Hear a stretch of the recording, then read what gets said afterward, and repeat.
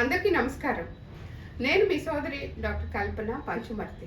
ఇవాళ మనందరికీ చాలా ఇష్టమైన మన భాష మాతృభాష దినోత్సవం అండి.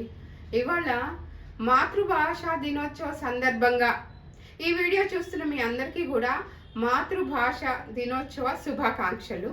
మనందరం మన మాతృభాష అయిన తెలుగుని మనం ఇంట్లో ఎప్పుడు చిన్నప్పటి నుంచి మనం తెలుగు మాట్లాడుతూనే ఉంటాం.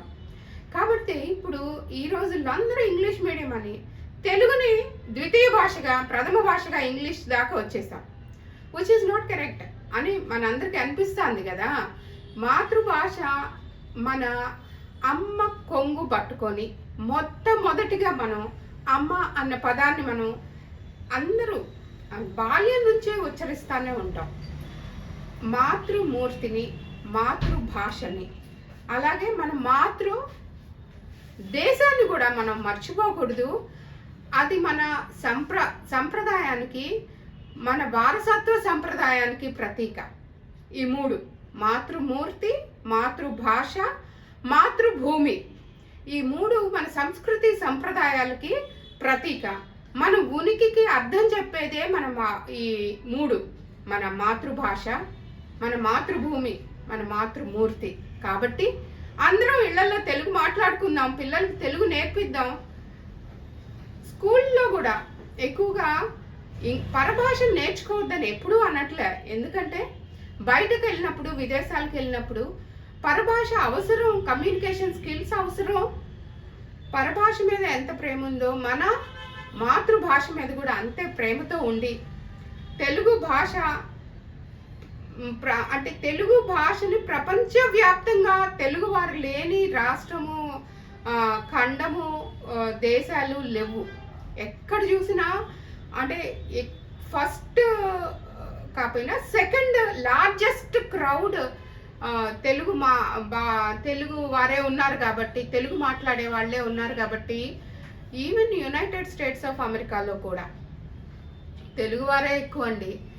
తమిళియన్స్, గుజరాతీస్, అలా కంటే కన్నడియన్స్ కంటే కూడా తెలుగు వారే ఎక్కువగా అన్ని పట్టణాల్లో ఉన్నారు.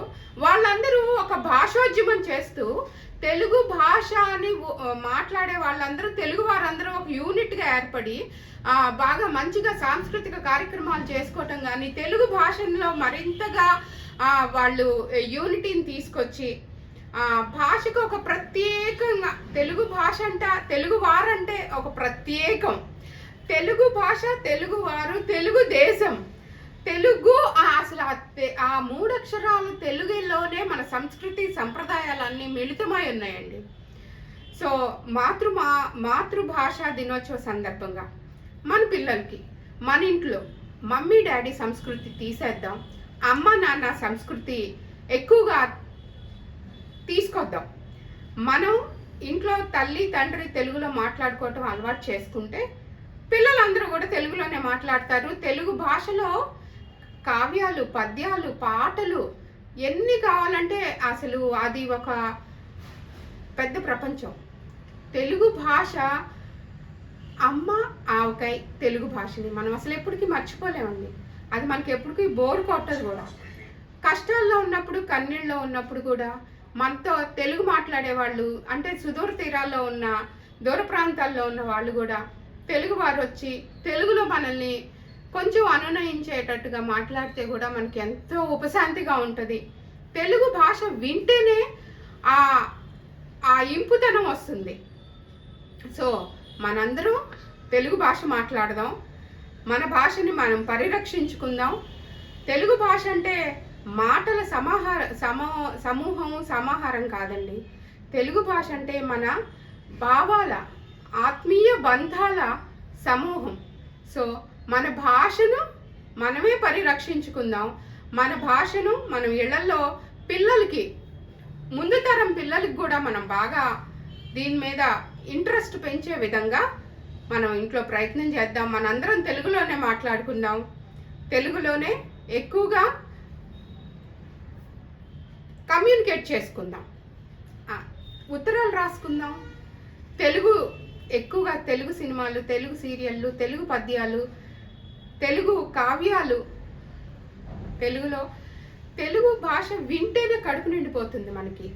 తెలుగు భాష ఏ రూపంలో అయినా కథ, కవిత్వం, సంపుట్లు ఏ రకంగా విన్నా తెలుగు భాషని మనం చాలా గొప్పగా ఫీల్ అవుతూ ఉంటాం. కాబట్టి మన సంస్కృతి సంప్రదాయాల పరిరక్షణలో తెలుగు భాషను పరిరక్షించుకోవటం మన ప్రథమ కర్తవ్యం. కాబట్టి మన అందరం మన చుట్టుపక్కల మన స్నేహితులు సన్నిహితులు అందరూ తెలుగులో మాట్లాడే విధంగా మనం ప్రయత్నం చేద్దాం మిత్రులారా. ఈ వీడియో కనుక మీకు నచ్చినట్టయితే please like, share and subscribe my channel. ఇట్లు మీ కల్పనా సంఘం. Thank you.